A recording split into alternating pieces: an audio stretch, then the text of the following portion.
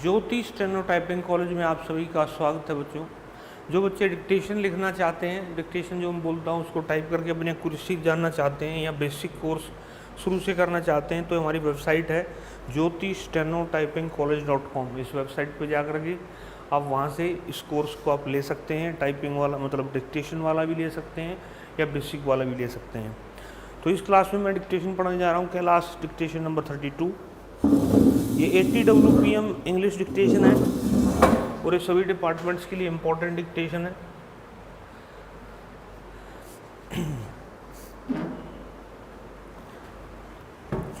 Dictation start after 5 second.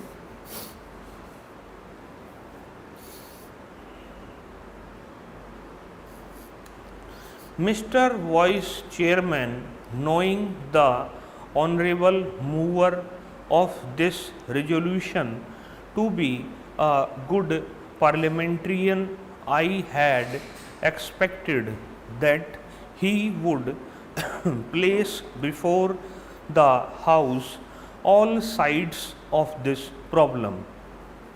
I had expected that he would be no less interested in the efficiency and discipline of the administration, no less interested in the public welfare than in the interest of the civil services.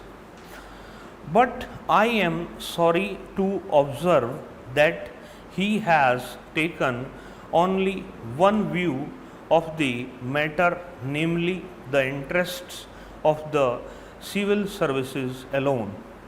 He has not at all dwelt upon the frightful consequences which a strike of the sort we had the misfortune to have would have had on the country and the people in general.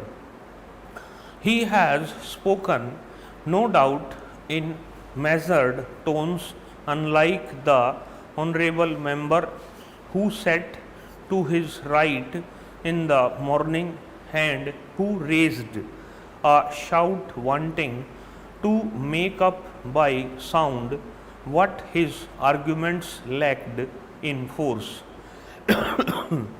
I wish to submit to this House that it would be incorrect and it would be imprudent for this House to accept this resolution. It would be incorrect because by accepting this resolution, it would be incorrect because by accepting this resolution, we would be laying down something bad in principle, and we would also be accepting a policy which would be suicidal and which would cut at the roots of discipline in the services. To the merits of reinstatement or otherwise of these persons, I will come later on. I doubt the very propriety of Parliament going into this matter. Now let us see what has happened, whether right or wrong departments have taken up the question of these strikers, those who took part in this strike, those who indulged in disobeying the ordinance, several cases of sabotage and intimidation, including criminal ones, have been gone into, and the authorities have taken some decision. In some cases, the government have taken the decision, and in some cases, the departments have taken the decision. Now, would it be right for Parliament to intervene, to interfere with these decisions? Suppose we do that, suppose Parliament interfered with the decisions taken by the government or by the heads of the departments tomorrow, with what face and with what authority can the head of a department extract service from his subordinates? This is the question which the honorable, the mover must see, and also the other honorable members who have spoken in support of the resolution. Unemployment is mounting up, and we have not been able to generate enough employment opportunities to provide even for those people who are entering the labor market today, perhaps to the extent envisaged during the 10th plan.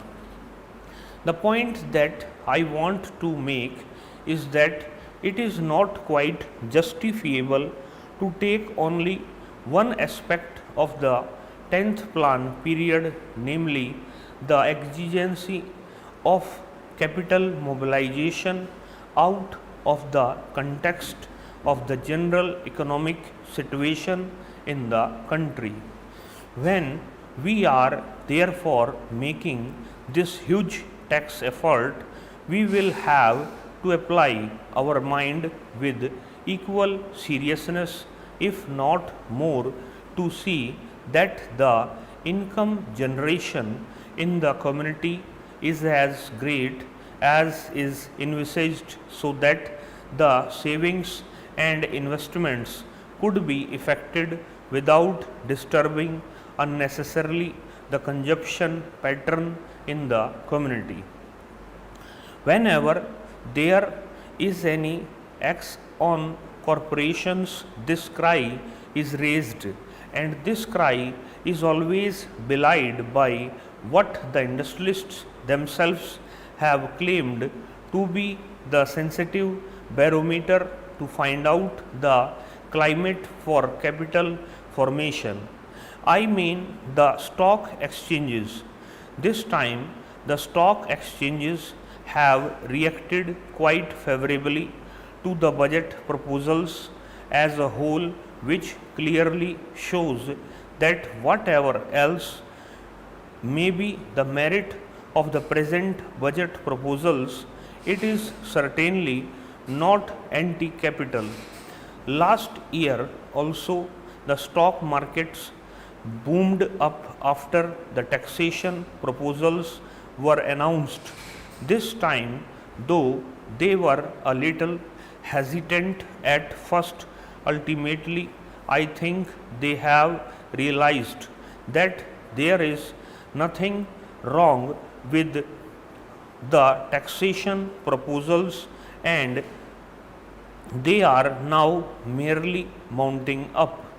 This is quite natural because there are so many benefits and advantages in our economy today that it is not difficult for the corporate sector to absorb a small rise of 5% in the corporation tax, which has been proposed by the Honorable Finance Minister. The economy of the nation today is more or less a closed economy because, due to the lack of external finances, imports have been virtually prohibited. There is a lot of planning in the country which makes risk bearing rather unlikely, and because of the regulation of the economy, internal competition is also not very great. The risk bearing capacity which is claimed by the industrialist, really forgetting large profits and large yields on their investment, is almost non existent in our economy today. Our markets are expanding very fast, and the money generated is much more than the production of commodities, with the result that there are shortages is almost very commodity. It should not be difficult for the industrialists to absorb the small rise of 5% in the corporate tax. Website पे इस dictation को लगा दिया गया है, पहले इसको अच्छे से पढ़ेंगे, लिखने के बाद अच्छे से पढ़ेंगे और पढ़ने के बाद इसको टाइप करके अपनी एक्यूरेसी को जानेंगे और जो भी गलतियां हैं वहाँ उसको एनालिसिस करेंगे और जो है अपने शॉर्ट हैंड को अच्छा करेंगे। इस क्लास में इतना ही बच्चों, नमस्कार बच्चों।